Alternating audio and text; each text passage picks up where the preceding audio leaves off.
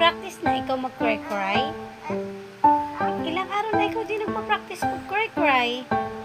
Puro lang ikaw pa-cute. Paano ikaw Ha? Ano po yon? Hindi ka na nag-practice mag-cry-cry? Paano yan? Ang hirap nun. Puro ka lang happy. Hindi ka naman nagsasad. Hindi ka naman cry-cry. Hindi ka makakapasa sa workshop niyan. O, hindi ka makakapag-artista. O, hindi ka marunong mag-cry-cry. Opo. O, kailangan matuto ka mag-cry-cry, ha? Opo. Ayan, simulan mo na. Sige, ayan. Sige, simulan mo na. Ayan, very good, very good. Kunti pa. Lagyan mo ng luha, ha? O, yan, yan. Sige, sige. Kailangan may luha para ka panipaniwala, okay?